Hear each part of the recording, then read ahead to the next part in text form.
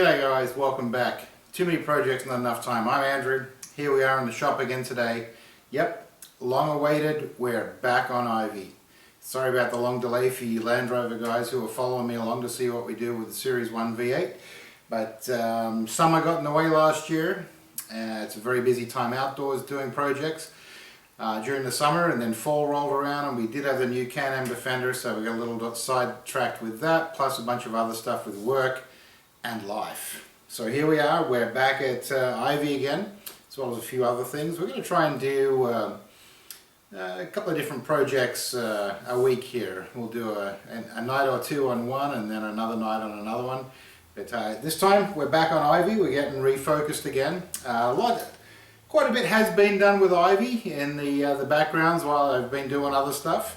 We finally got the front differential here switched over from left-hand drive North America to right-hand drive, being quite a good chunk of the rest of the world, particularly Australia. Now right-hand drive, you ask if I'm in Canada.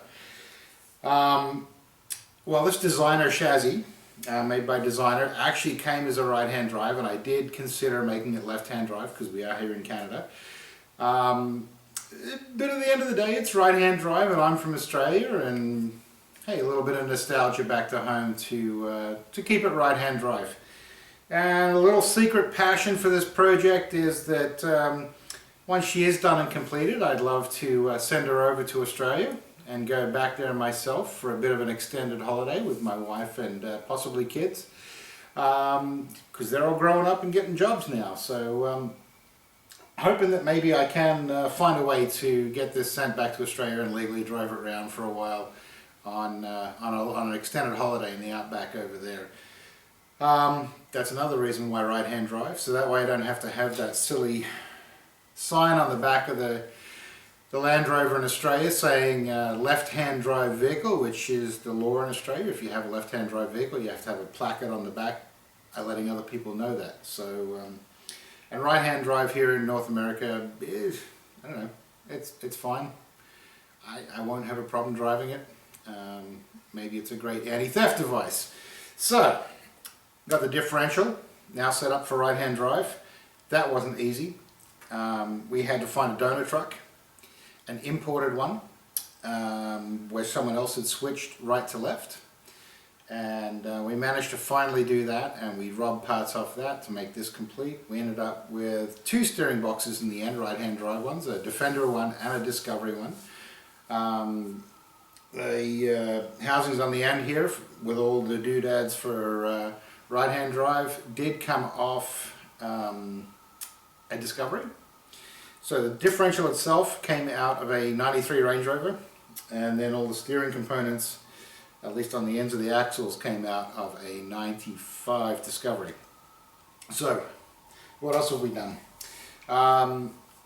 We have pretty much figured out the clutch, flywheel, pressure plate, all that sort of stuff. I'm going to do another video just on the drivetrain itself, from the engine, gearbox, transfer case and clutch setup that I'm doing.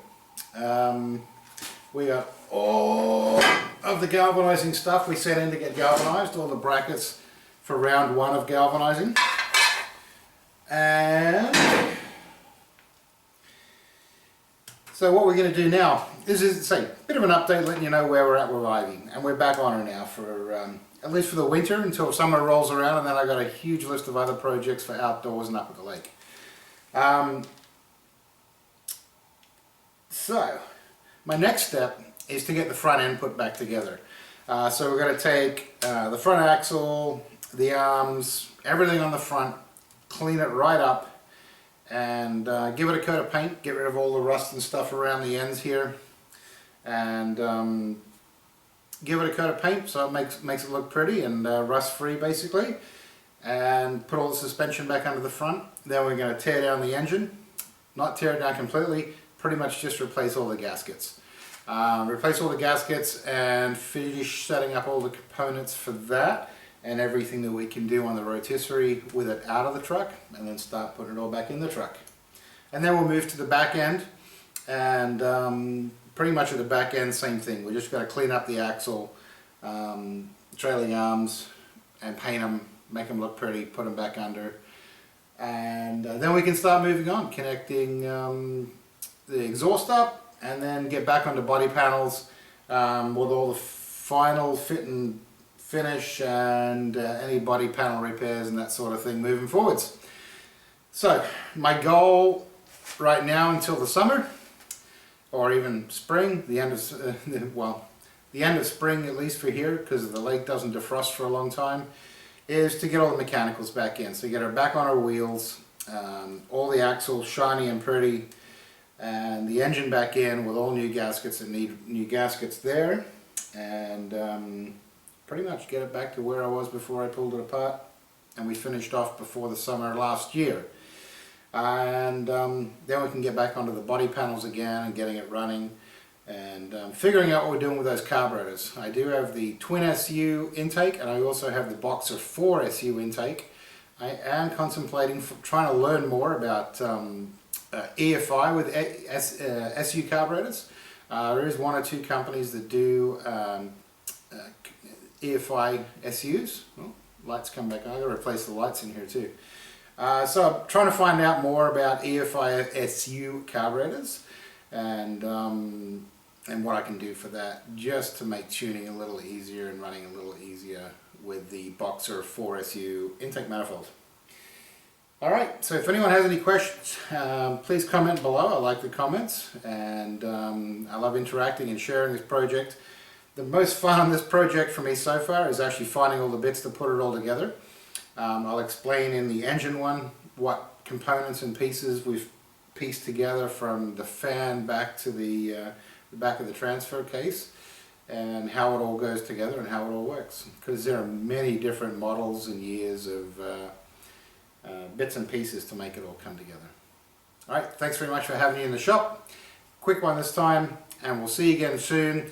I'm going to do most of this clean-up stuff off camera, and then I'll come back with it all looking pretty when I install it in. And then in the meantime, we're doing a bunch of other stuff. I've got to rebuild the steering box. It's got a drip and leak out of the bottom, even though I said it was in for final installation. Turns out it does leak. But I have a seal kit for that, so we'll put a seal kit in that. And we'll see you next time. Remember to like and subscribe, and we'll appreciate your time and coming along and watching these videos.